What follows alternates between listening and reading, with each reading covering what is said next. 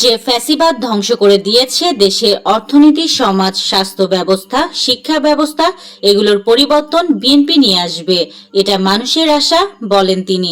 ঢাকার chief metropolitan magistrate আদালতের সামনে আজ শুক্রবার সকাল 9:30টার দিকে প্রিজন ভ্যানে আনা হয় আওয়ামী লীগের বহিষ্কৃত সদস্য ও সাবেক মন্ত্রী আব্দুল লতিফ সিদ্দিকী, ঢাকা বিশ্ববিদ্যালয়ের আইন বিভাগের অধ্যাপক হাফিজুর রহমান কার্জন ও সাংবাদিক মঞ্জুরুল আলম পান্নাকে। ভ্যানটি হাজতখানার দিকে যায়। বাংলাদেশ প্রকৌশল বিশ্ববিদ্যালয়ের শিক্ষার্থীদের আন্দোলনের একটি ছবি সামাজিক যোগাযোগ মাধ্যমে ছড়িয়ে পড়ে। সে ছবিতে দেখা যায় এক শিক্ষার্থীর মুখ চেপে ধরেছেন একজন পুলিশ সদস্য। জানা গেছে ওই শিক্ষার্থীর নাম রাফিদ জামান খান। তিনি বাংলাদেশ প্রকৌশল বিশ্ববিদ্যালয়ের শেরে বাংলা হলে শিক্ষার্থী, পড়েন ইলেকট্রিক্যাল অ্যান্ড ইলেকট্রনিক ইঞ্জিনিয়ারিং বিভাগের তৃতীয় বর্ষে।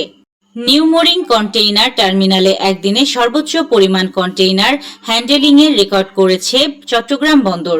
24 ঘন্টার মধ্যে 5,000-এরও বেশি TEU কন্টেইনার হ্যান্ডেলিং করা হয়েছে, যা বন্দরের ইতিহাসে এর আগে কখনো ঘটেনি।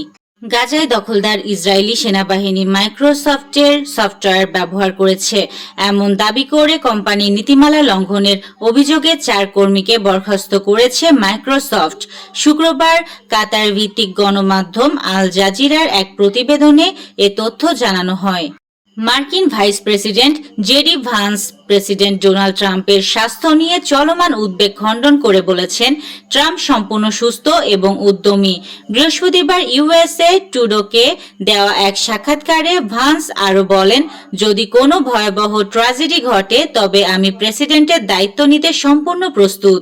শরীরের ঘাম তোয়ালে দিয়ে মুছতে মুছতে সংবাদ সম্মেলনে এলেন ফিল সিমন্স।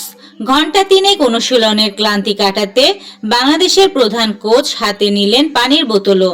তার অবস্থা দেখে সহমর্মিতার কণ্ঠে এক সাংবাদিক বললেন, আপনি তো ভীষণ ক্লান্ত। শুনে হাসেন সিমন্স।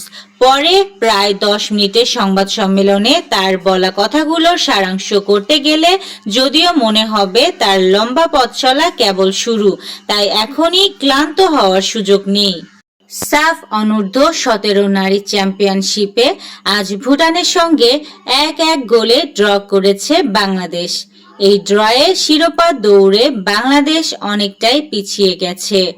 আজ টুর্নামেন্টের অন্য ম্যাচে ভারত যদি নেপালকে হারায় তাহলে তারাই হবে চ্যাম্পিয়ন, আর ভারত যদি নেপালের কাছে হেরে যায় বা ড্র করে তাহলে বেঁচে থাকবে বাংলাদেশের আশা।